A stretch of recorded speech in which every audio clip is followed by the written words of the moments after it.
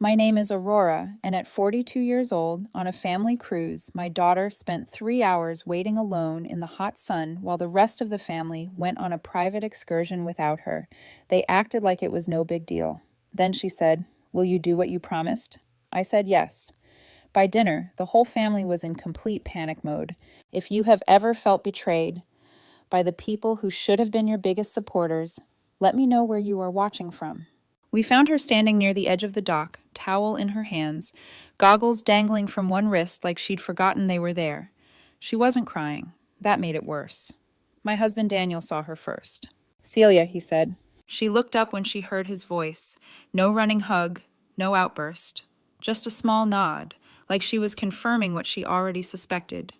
We were back, and she was still alone. We walked toward her, slow at first, unsure of what we were even looking at.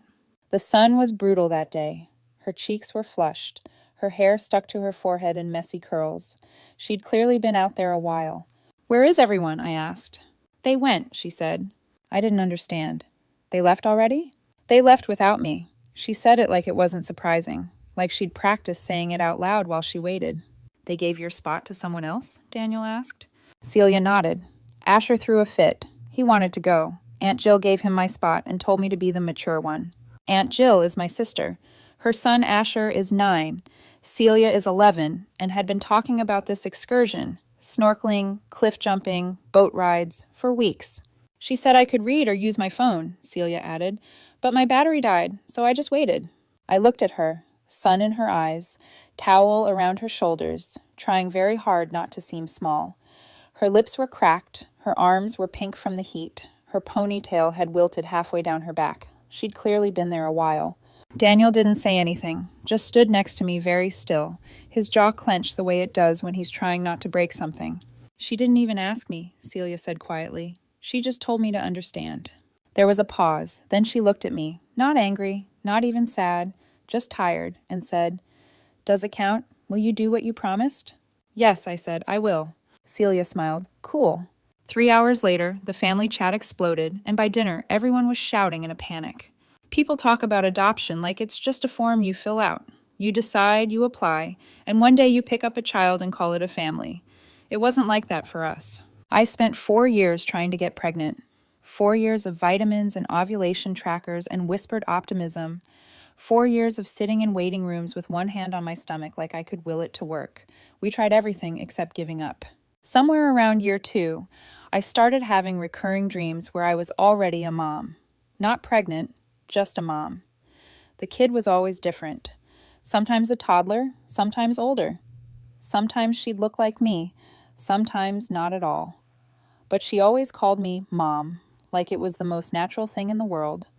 I'd wake up crying, then get up and try again. By year 4, we were sitting in a social worker's office talking about foster to adopt. She warned us it wouldn't be easy, that it could take a long time, that there were no guarantees. We nodded like we understood, but we didn't, not really. And then there was Celia. She came to us at 6 years old. Brown eyes, tightly coiled curls, arms folded across her chest like she was holding something in. The first night she was in our house, she didn't speak, not even when I offered her ice cream.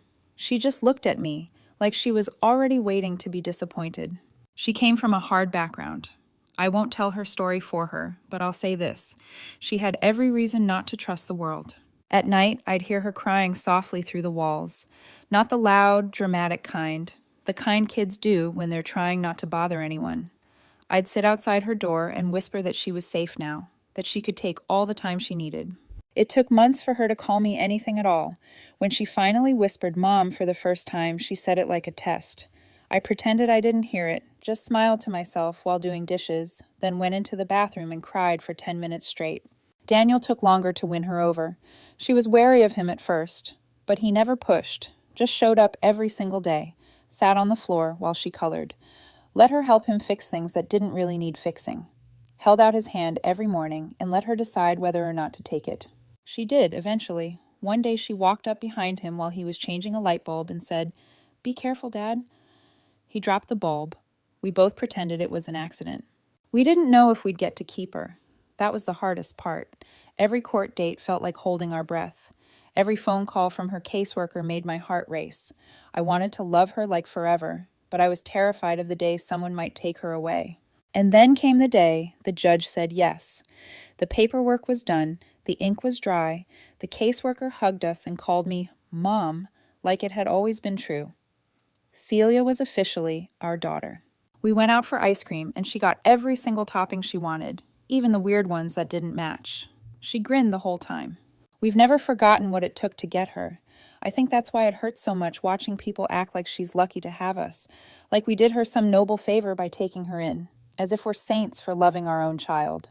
The truth is, we're the lucky ones every single day. We know it, we feel it, but not everyone sees her that way. And that's where the cracks started. The first time it happened, I told myself I was imagining it. It was at my sister Jill's house, a few months after Celia's adoption had gone through. The whole family was gathered for Thanksgiving. Turkey, stuffing, my mom's usual passive-aggressive pie commentary. The kids were running around in matching shirts Jill had ordered from Etsy. Each one had their name on the back in gold script, except Celia didn't have one. She wore a plain pink sweatshirt. When she asked if maybe hers got lost, Joel laughed and said, "Oh, I didn't think you'd want one, because she's more introverted." I started to say something. Then my mom gave me that look, the one that says, "Don't ruin the day." So I swallowed it, told myself it wasn't a big deal, that next time I'd speak up. But next time came, and then another, and another. There was the group text about the family reunion, sent to everyone but me. The Christmas slideshow with photos of every niece and nephew, including ones I barely knew, except Celia. The birthday party where every kid got a goodie bag filled with toys and treats, and Celia's had a broken crayon, a pen, and a wrapped peppermint. "She's older," Jill said. "The others are still into that stuff." She was 9. Even when Celia tried to connect, it felt like she was being held at arm's length. The other cousins would form little clusters, whispering and giggling. Celia would hover just outside the group, holding her cup or her plate like it might earn her an invitation. Sometimes she'd catch my eye across the room and smile, like everything was fine. Sometimes she wouldn't smile at all.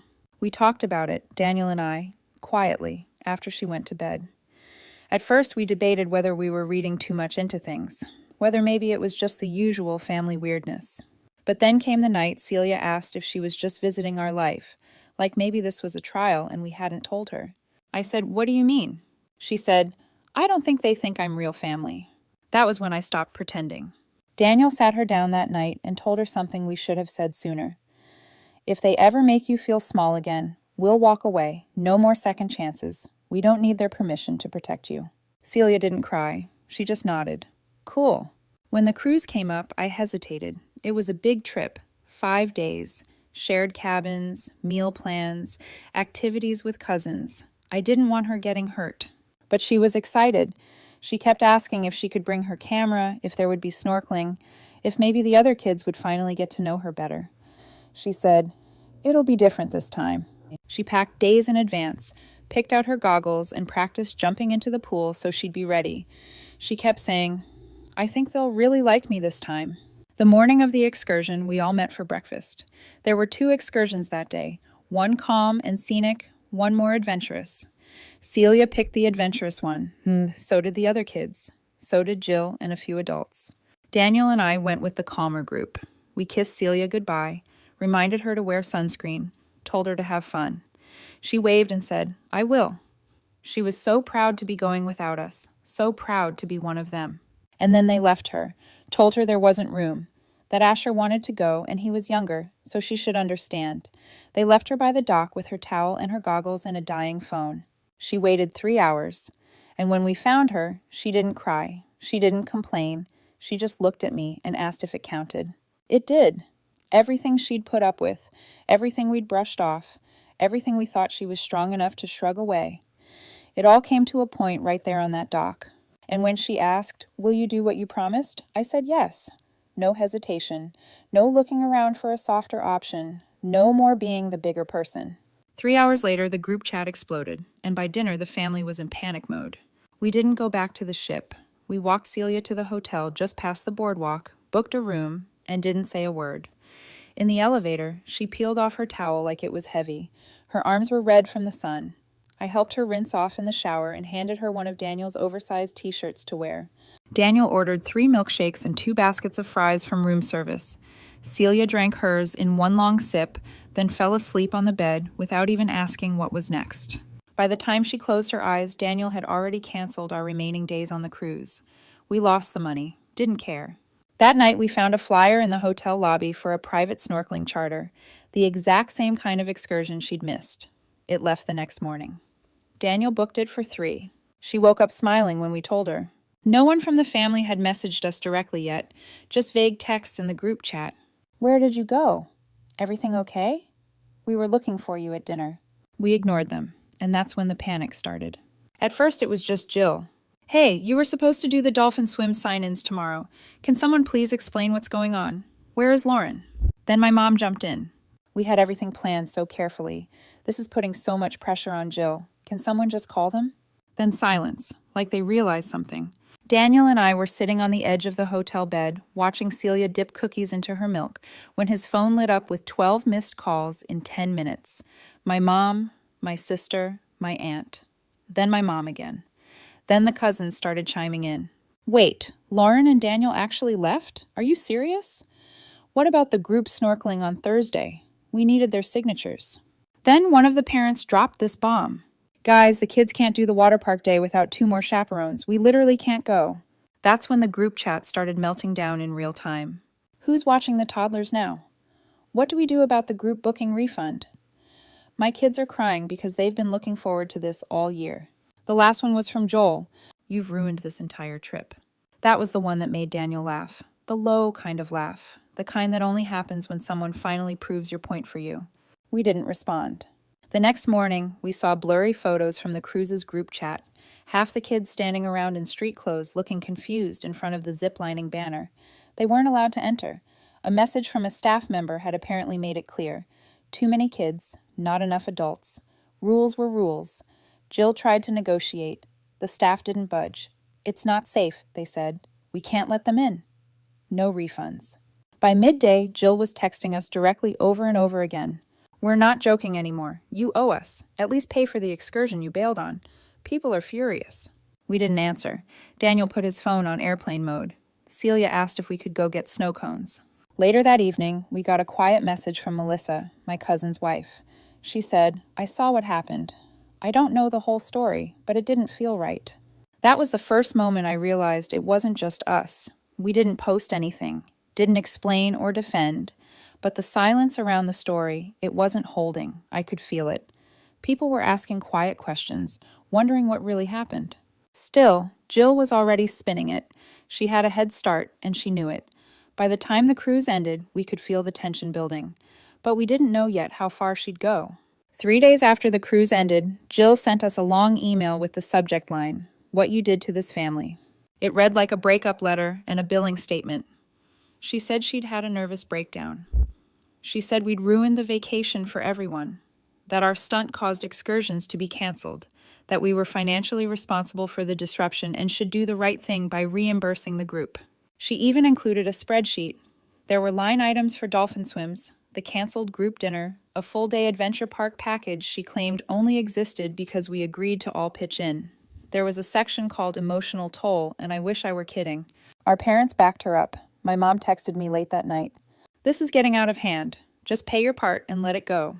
Then another 2 minutes later, "Do it for the kids." Oh yes, the kids, the ones we abandoned, by protecting our daughter. We didn't respond, not yet. Then came the public round. Jill started messaging our extended family, not just people from the cruise, everyone. She posted in the big family group chat about how devastated she was, said she was blindsided by our behavior, claimed we walked off the cruise because of a minor seating error and refused to communicate like adults. She said we embarrassed her in front of her kids. She ended it with, "Some people would rather destroy their family than admit they overreacted." I didn't say a word. Neither did Daniel. For a full day, it felt like maybe we'd miscalculated. No one was rushing to defend us. Some relatives left the chat quietly. Others posted vague messages like, "Family is complicated," or "Let's not fight." Celia noticed the silence too. She didn't say anything, but I caught her checking my phone once or twice, like she was watching the world tilt in slow motion. Then Daniel replied, not in the group chat, just one message, One reply to Jill, copy to everyone she had looped in. He said, "We paid for every activity we used, and many we didn't, including the one you denied to our daughter after she planned for it for weeks. We left because you made it clear again that she didn't matter to you. If this ruined your trip, that's not our fault. It's the cost of your choices." No emojis, no sign-off, just that. We thought that would be the end of it. Instead, it was the beginning. A few hours later, I got a message from Melissa, my cousin's wife. She'd been quiet until now. She said, "I wanted to tell you privately. I saw what happened that morning. Celia standing by herself. Asher running ahead yelling about how he took her place. I felt sick. I'm sorry I didn't say something then." Then another message came in from Rachel, one of the other parents. "My daughter asked me why Celia wasn't allowed to come. She said Jill told them Celia wasn't really a cousin. I'm so sorry. I didn't know it had been like this for so long." It snowballed from there. People started speaking up, quietly at first, then louder. Someone shared that they'd heard Jill joke at dinner once that Celia was Daniel's bonus child. Someone else said they noticed how Celia was always left out of group photos, how she never had a name card, how her gifts were always generic, last-minute things you grab at the airport. And then Nora, Jill's niece, spoke up. She posted in the group chat for everyone to see. "We all know this wasn't a one-time thing. You've been treating Celia like she's not one of us since day one. I'm not pretending anymore." That cracked it open. By the end of the week, the family was split clean down the middle. Some stayed with Jill and my parents, claimed it was all being blown out of proportion, that we were too sensitive, that kids don't notice that stuff. Others, people I hadn't heard from in months, sent messages saying they were proud of us, that they wished they'd stood up earlier, that they were glad someone finally had. And Celia? She got texts from a few of the cousins she'd never been close to. Ones who said, "I'm sorry." Ones who said, "I miss you." Ones who said, "I'd really like to hang out sometime, if it's okay." We stopped replying to Jill and my parents entirely. We blocked them a few days later, after my mom sent one final message that said, "You're tearing this family apart over one hurt feeling." Celia read it over my shoulder. She didn't say anything. She just got up and went to her room. The next morning, Daniel and I sat down at the kitchen table with her and asked if she wanted to invite anyone over this summer. She said, "Can I pick?" We said yes. She smiled, named 4 cousins, all people who had reached out. We made a group chat, started planning a weekend trip. Small, just us. And it felt good, quiet, clean, like starting over. We didn't get justice, but we got clarity. We didn't get revenge, but we got peace. And Celia? She stopped hovering around the edges of rooms. She stopped checking her phone for approval that wasn't coming. She stopped asking if people forgot her name. She walks different now, straighter, plumber, like she knows she belongs, because we made a world where that's true. Not by force, but by finally saying, "This is enough," and meaning it. It's been 5 years. Celia just turned 16 last week. She spent the day at the beach with 3 of her cousins. Yes, those cousins, the ones who stuck around, the ones who saw through the noise and chose kindness. They brought cupcakes, not out of guilt, but because they wanted to. One of them gave her a book with a handwritten note inside. She read it twice. She still remembers that cruise. Not the ship or the excursions, but the dock, the heat, the towel she wouldn't put down. She remembers what it felt like to be left. But more than that, she remembers what happened next. She remembers what it meant when we chose her, and so do I. We lost a lot of people that day, but we didn't lose ourselves. So sometimes I wonder, did we go too far, or did we just finally stop shrinking? Let me know what you think in the comments. And if you want more stories like this, hit subscribe and tap the notification bell.